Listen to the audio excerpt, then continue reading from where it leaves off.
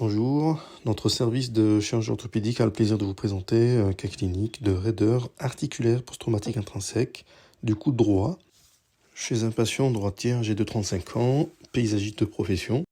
À un examen clinique, on note un arc moyen de mobilité articulaire de 80 degrés, sans douleur, pas de neuropathie périarticulaire et le patient n'a jamais été opéré du coude.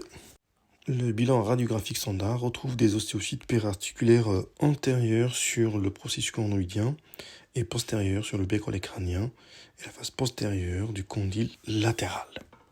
L'arthroscanner confirme l'intégrité de l'interligne articulaire, hormis une petite chondropathie de la tête radiale sur séquelles de fractures margino-sectorielles non déplacées.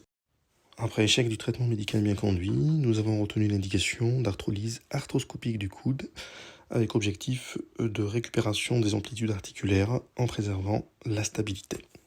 Le patient est installé en décubitus latéral et le geste opératoire commence par le compartiment postérieur. L'arthroscope est placé dans la voie postérolatérale et les instruments dans la voie postérieure directe. La gouttière postéromédiale est libre. Le chever est introduit par voie postérieure directe, permettant de créer la chambre de travail. Le débridement des tissus cicatriciels et la synovectomie totale extensive permettent en général de retrouver les repères anatomiques, notamment la fossette olecrânienne.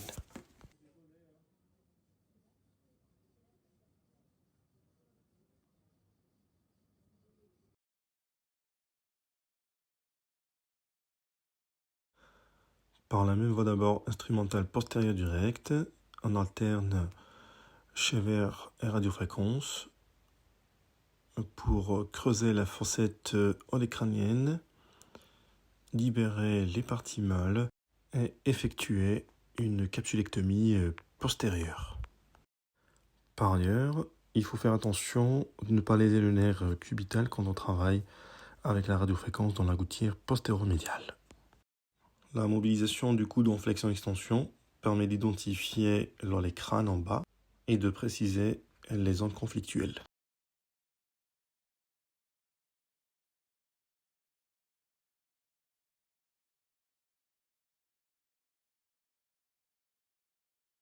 On se reporte ensuite sur la colonne latérale pour libérer les parties molles de la rampe supracondylienne latérale et disséquer l'ostéophyte postérolatérale visualisé avec précision sur les coupes axiales d'arthroscanner et sur les coupes sagittales.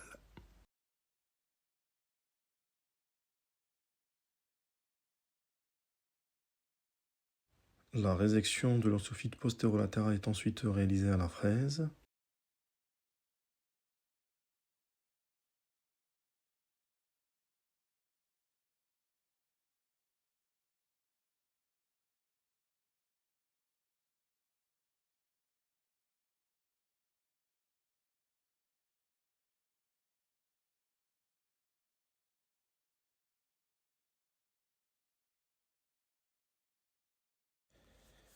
L'ostéophyte olecrânien est réséqué à la fraise. Ce geste doit être bien dosé car une excision excessive, notamment du bord médial, peut entraîner des contraintes excessives sur le ligament collatéral médial, à l'origine d'instabilité en valgus.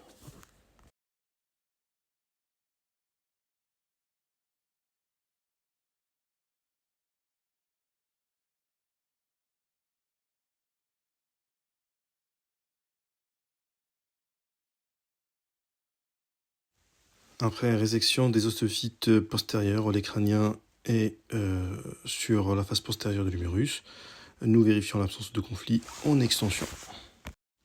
Pour notre patient, nous n'avions pas besoin de réaliser une fenestration postérieure de la fossette olecrânienne selon le procédé de Kashiwaki. On se reporte ensuite sur le compartiment antérieur avec une voie antérolatérale proximale optique et une voie antéromédiale proximale instrumentale.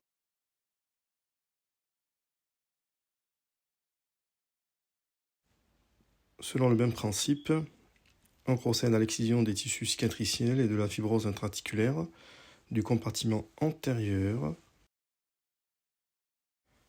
La chambre de travail est ensuite créée, permettant progressivement d'identifier les repères anatomiques, notamment l'apophyse choronoïde, avec l'ostéophyte antérieur, bien identifié par un examen dynamique en flexion-extension.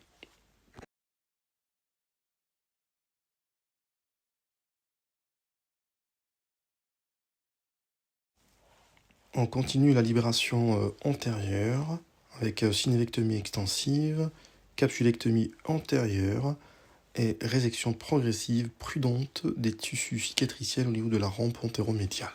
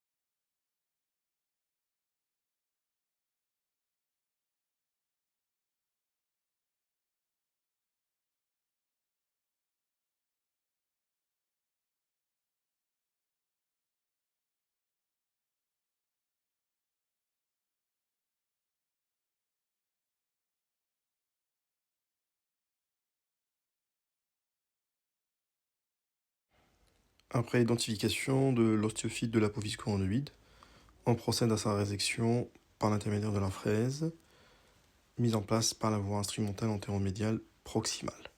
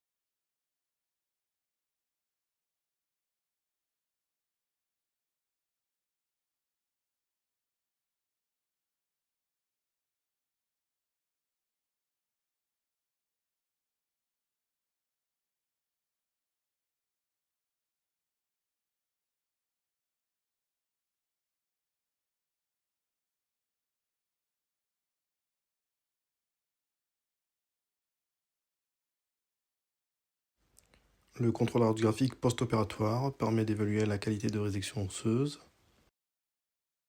En post-opératoire, la gestion de la douleur est très importante et la prise en charge rééducative doit être planifiée très rapidement avec possibilité d'utilisation d'orthèses nocturnes statiques en extension pour éviter les rétractions secondaires.